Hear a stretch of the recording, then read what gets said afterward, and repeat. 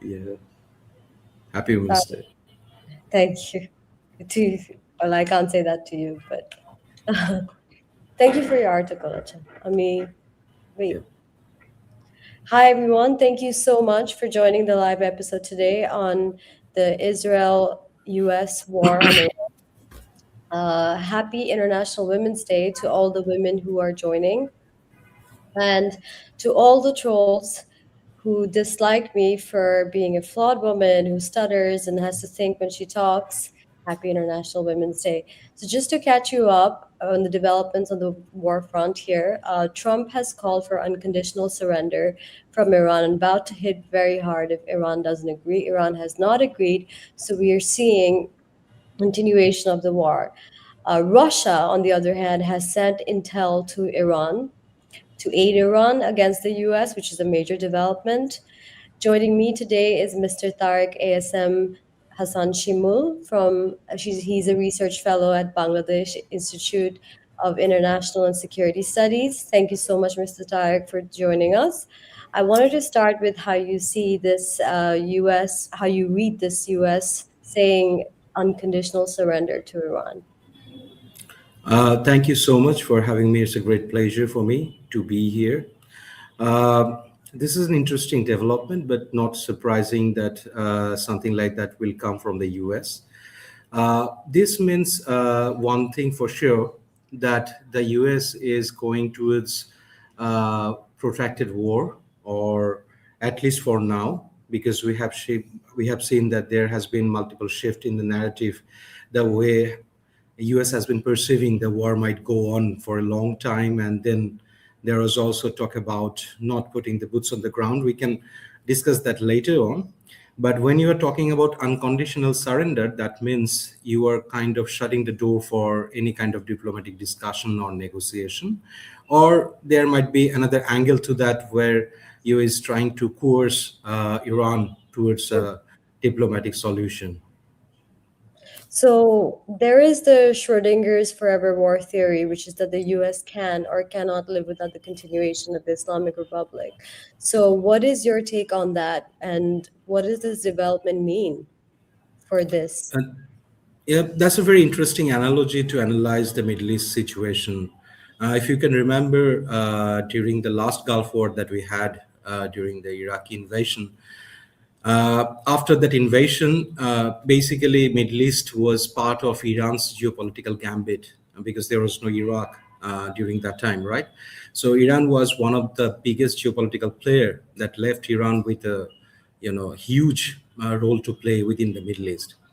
And Mm-hmm. then now you have an Iran that is geopolitically far more superior than it was like 2 decades ago. It has its proxies, it has a huge stockpile of missiles, ballistic missiles. And then you need a kind of Iran for the US to get into this Middle Eastern politics. So without Tehran, without its influence within the Middle East, there will be question asked in the Gulf states: what is the need for U.S. bases to? I mean, what is there to protect? And how that is relevant for the U.S. to stay in the Middle East at all. So because there will be no threat. So in that scenario, of course, you need Tehran for US to justify its presence on the one hand. On the Mm-hmm. other hand, you also can see that the Gulf states' security has been compromised because of the presence of the US bases at the first place. And also, Israel thinks that Iran has been the existential threat to the security of the Israel as a state. Right. So what about the talks of the US arming the Kurdish militia in the region? Do you see that as a possibility as this war unfolds? Has that ever happened in history, as you were talking about recent history? Yeah, that has happened before. I mean, that's one of the strategy that great powers has always employed whenever they kind of failed to, get their composure in the ground. They try to use different kind of tactics, and that will be a tactical move. But I think when you talk about the strategy at the strategic level, that might actually backfire, because why I'm saying this, uh, there are concentration of Kurds in the Kurdish fraction in Turkey and also in Iraq. And when you appeal to these fractions to come out and join and you try to arm them, you can do that on your wish and you can arm them and you can invite them. But in the long run, they will align their own local interest with you as a sponsor, the US. That is not guaranteed. So this might actually has its own kind of course, and this might pan out to be a regional conflict that no one predicted.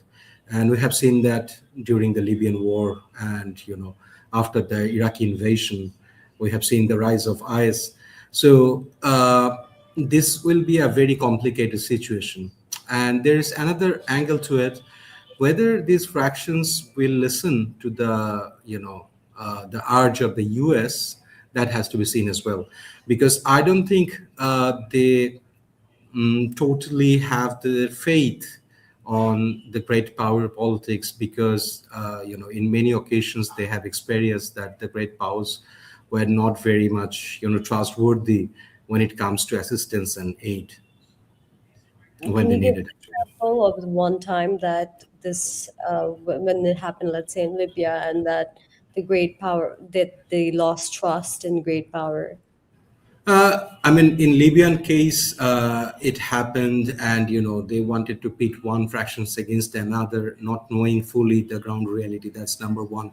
If you look at the Afghanistan case, for example, I mean, US has over 2 decades built up assets over there, and when it comes to withdrawal from Afghanistan, many fellows, I mean, felt discarded and abandoned because US withdrew in a hurry and with a very much clumsy fashion, and that puts the lives of those people who supported the US forces in the ground in Afghanistan, their lives in danger.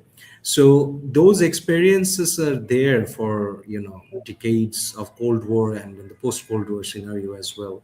So I think it will be difficult on the one hand to control those fractions, and then there is question of Turkey, being very much skeptical about arming the Kurds, and that might actually create a intra, feud among the NATO alliance itself, because Turkey might not be comfortable to, arm the Kurdish fraction within its territory.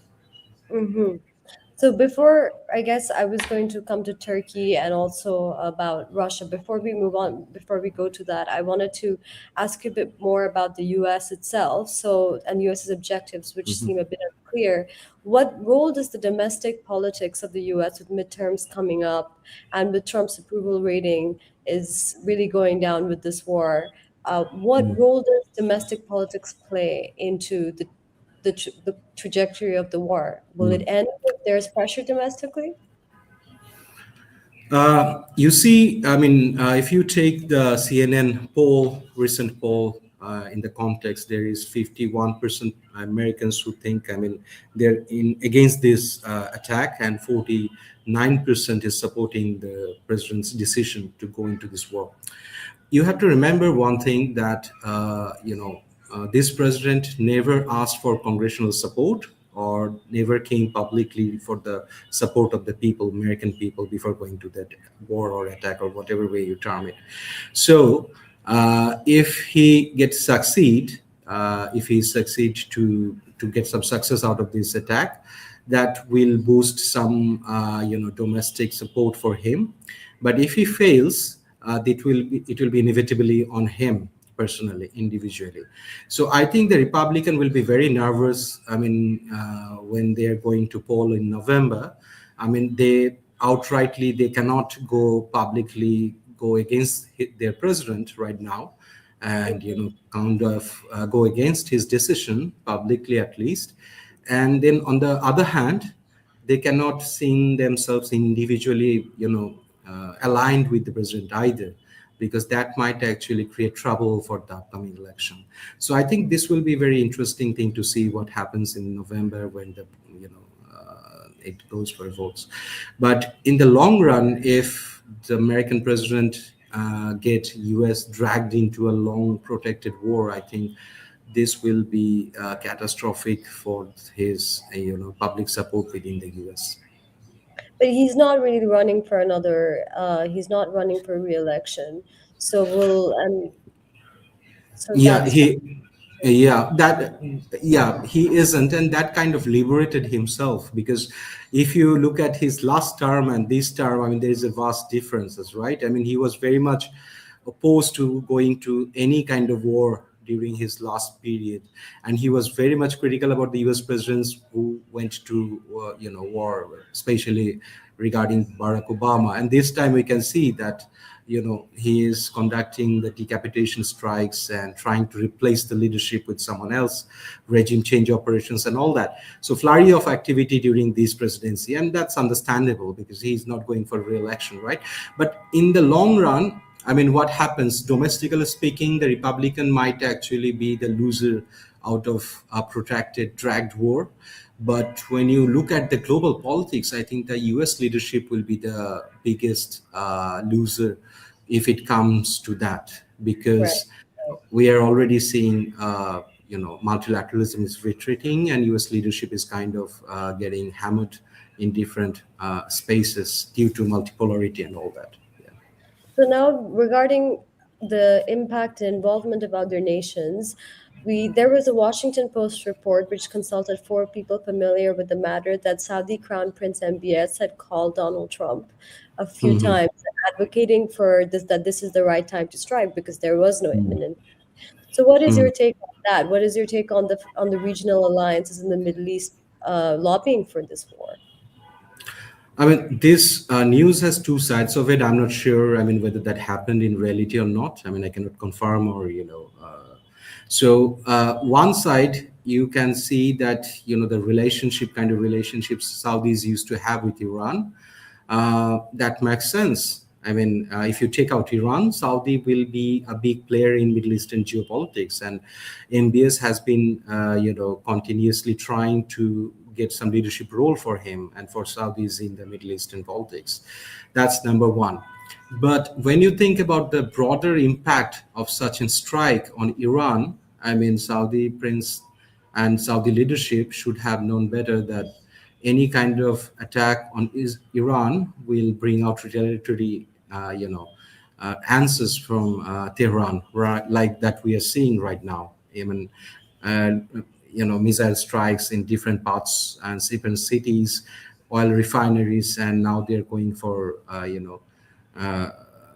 US bases. So this, I mean, I think, I mean, there has to be some census to understand that this kind of answers was on the card from the beginning. I mean, Hmm. that's very, I mean, I think confusing for me as well. I mean, if that happens to be true. Hmm. Right. So, but what about the involvement of, do you see involvement of other nations? And recently, a ship was attacked in the Indian Ocean. Do you see this war widening?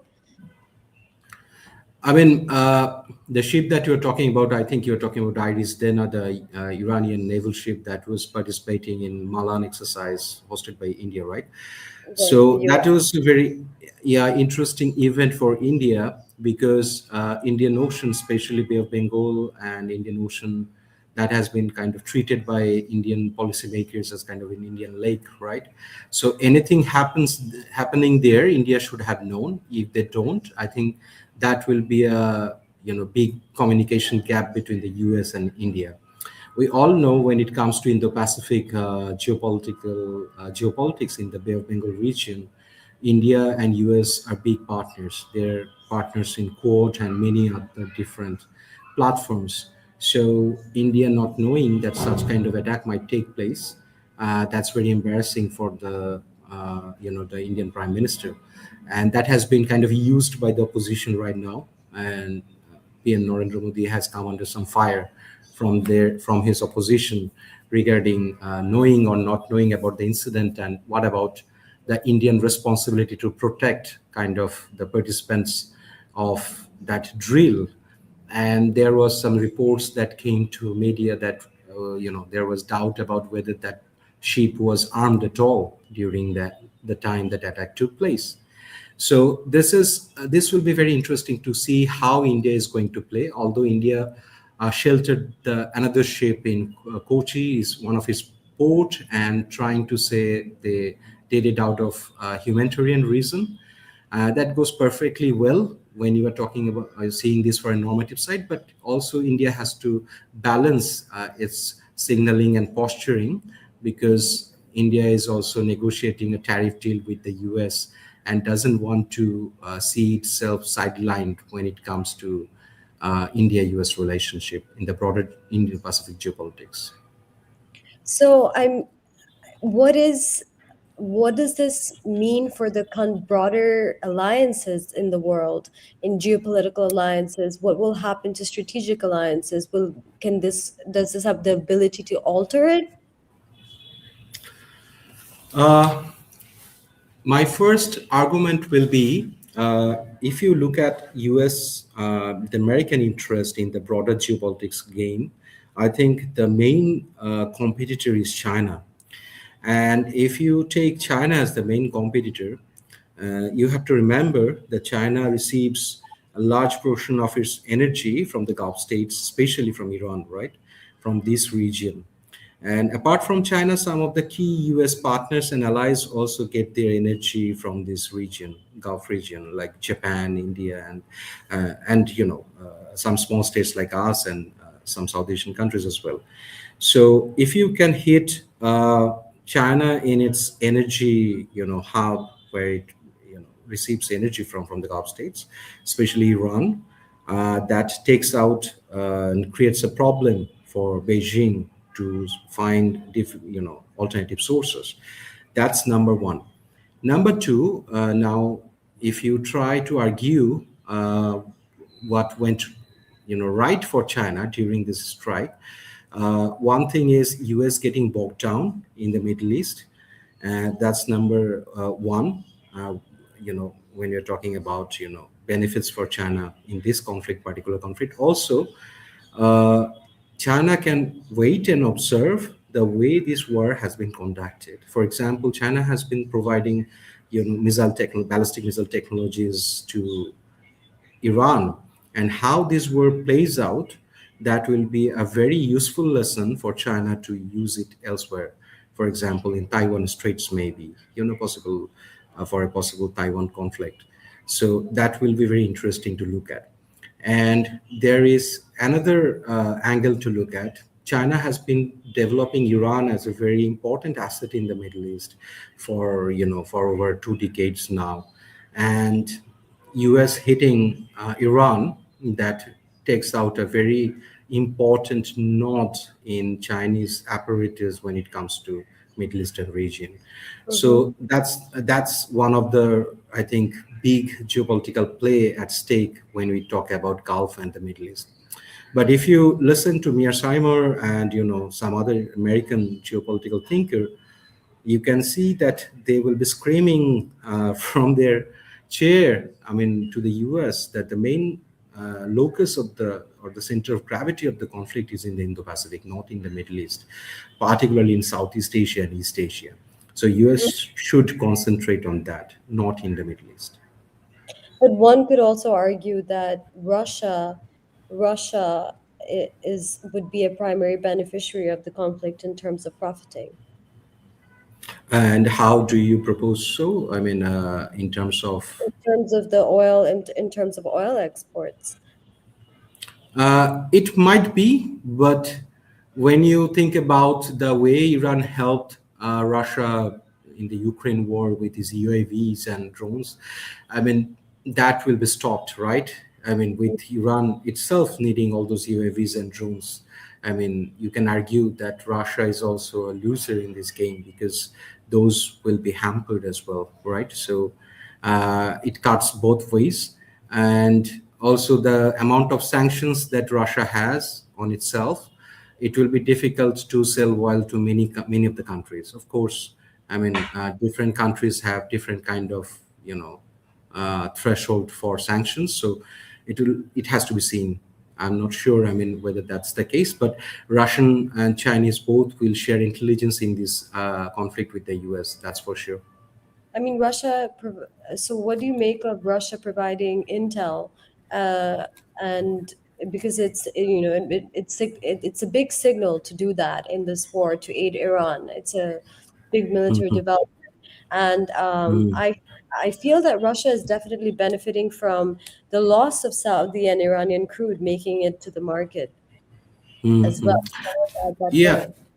yeah. I mean, if the Russian oil can make it to the international market as an alternative to the Persian oil, then of course Russia will be a big beneficiary. That's number one. Number two is both Iranian and the Chinese, they will share intel, and they are already sharing intel with the Iranians regarding the U.S. assets and bases in the Gulf states. So this will be very interesting to see, how Iranians are using the Chinese satellites, for example, and they are using alternative to GPS, Chinese tracking system to in this war to identify U.S. assets and Israeli assets. So this is a very interesting lesson for strategies to plan the next war when it comes. So, what impact will this have on, let's say, Bangladesh's strategic alliances or cooperation with the Gulf states? This is a very big question mark for us. For number one, we have a huge expatriates population in the Gulf states, and this is a major source of revenue earning for us. Our foreign currency reserves somewhat depend on that. That's for number one. Number two is we are very much dependent for our energy for with the Gulf region, right? So, in all those terms, it will be very much difficult for us if this war goes on. Then we have to find out different sources for energy, maybe in Southeast Asia or somewhere else. And as for our expatriate population, if there is a war and if there is less work for our expatriate workers, that will be a huge detrimental effect for our economy especially when we are passing a very much demanding time.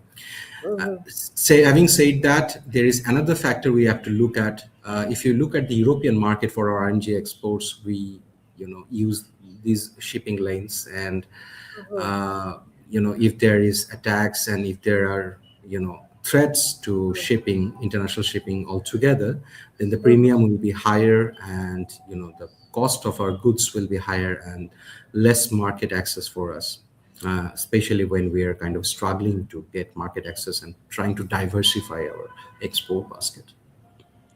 So we actually have a question because you mentioned the European markets. We actually have a question about that is for you, which was from the public, which is that what is your opinion on the idea that attacks on energy sites of the Gulf and disruptions the Strait of Hormuz give Western exporters a new opportunity to profit? New opportunity to profit in terms of what? I mean, if Clothing. the question can, I mean,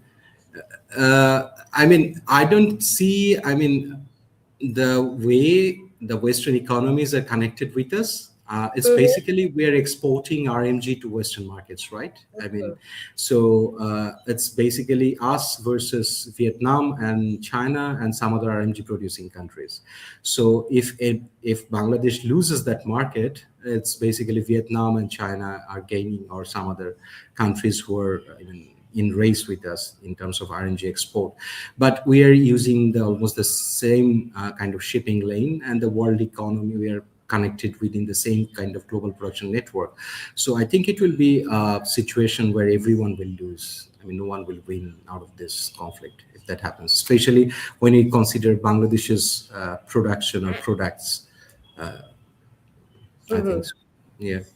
So you're just to understand your main point about this alliances for Bangladesh and this, what does this, because what does this mean for great war politics with Russia providing intel, China kind of being quiet on the sideline? What does this mean for great war intel? And then what should Bangladesh be looking at as a country in the global south? Number one, this war has to end at some point. I mean, the sooner the war ends, the better for us. That's number one. Number two, we need to be very careful about how close the war I mean, towards us, towards in our water in the Bay of Bengal and Indian Ocean. So there is a huge need for, I think, maritime domain awareness. What is happening in your water?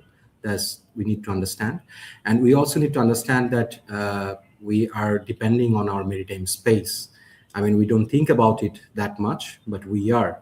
I mean, almost lion's share of our export and import happens through this maritime shipping lane, right now you can see the queues of vehicle outside the petrol pumps and the gas station, having a panic to get their oil, and so this might happen again and again. So we need to find out a way for our sustainable energy sources, how we can have a secure energy source. So if this happens again, we are not in a deep water. That's number one. Number two is our maritime security has to be strengthened. Overall, our defense security as well, defense posture and our national security is connected with it.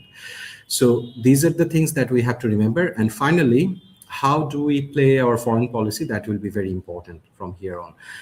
If you look like 2 decades ago, Bangladesh didn't matter much. I mean, whatever statement gave, like we are observing very closely this situation or that situation, it didn't matter much during that time. But Mm. now, I mean, with the geopolitics that we have and how the center of gravity shifted towards our region, these will be very critical. I mean, the way you signal, the way you, give any kind of statements, those will be scrutinized and kind of held against you. So sitting on the fence is not a neutral, that might not be treated as a neutral stand either. So that might be itself will be politically loaded. So you need to kind of think about your national interest. What are the key interests that we need to protect and how we can do that? So a bit of creativity, innovation will be required to do that.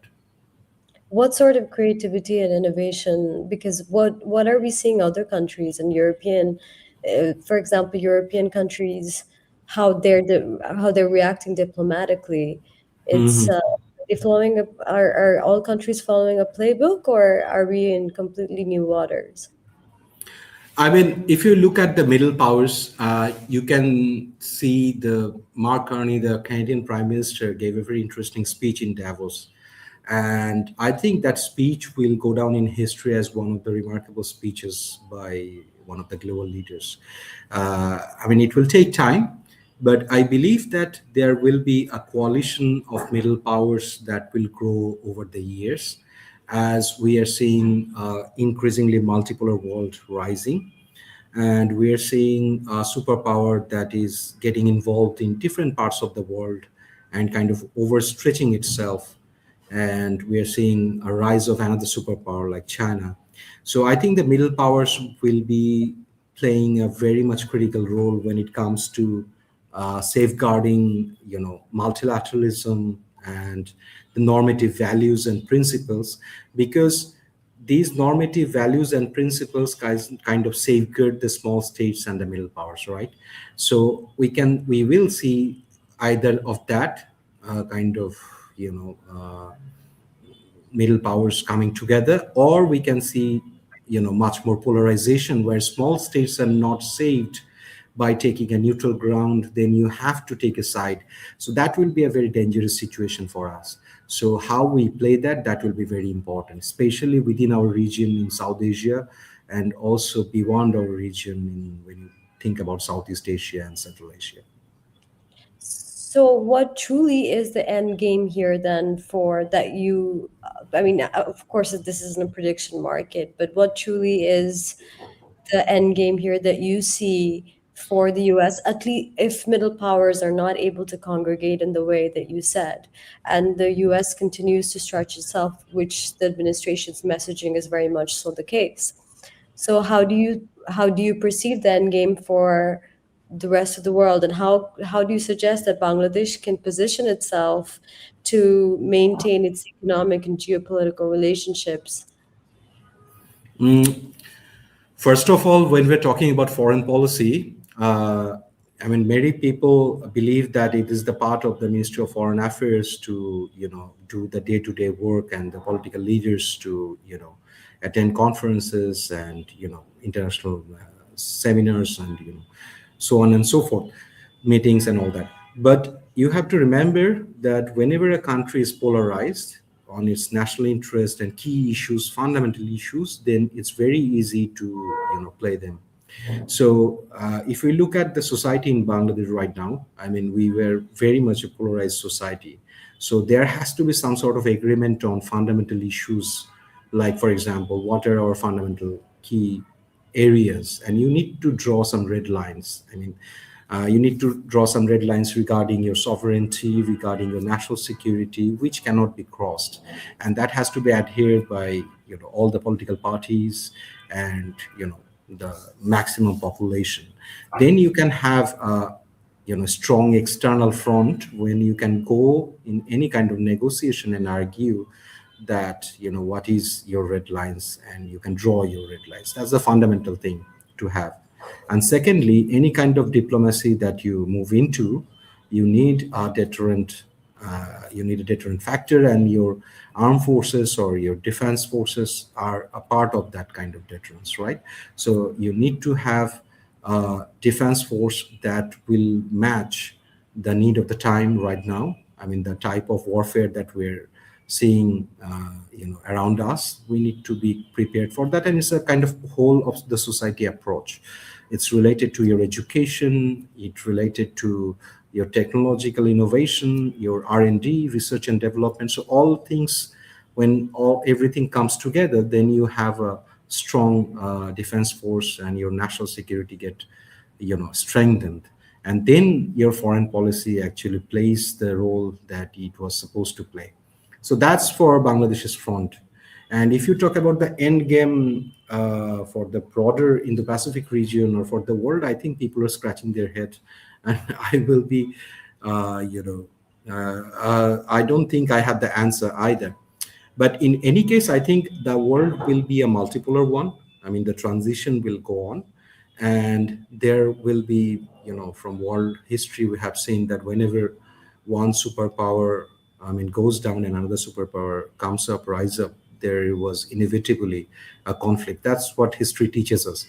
We hope that this time that will not happen, because last time when that happened, I mean, during the Second World War, world was in a nascent stage in terms of nuclear technology.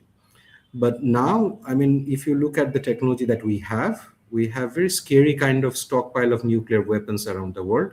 And with that, if you add artificial intelligence and some other technologies that we right now have as human civilization, this is a very scary pictures if that kind of conflict takes place. So I think, I mean, the at least the the most of the world, or especially the middle power leaders, they understand this very well, and they try to protect the international organizations and multipolar world order, sorry, the multilateral world that we used to have, so that we can have a smooth transition, or at least we have some sort of status quo. Thank you so much, Mr. Tariq. Is there anything else that you want to add in this No, discussion? That no, thank you so much. It's a great pleasure for me to participate in this discussion. And thank you so much. Mr. Tariq also wrote an article today in Geopolitical Insights into the website.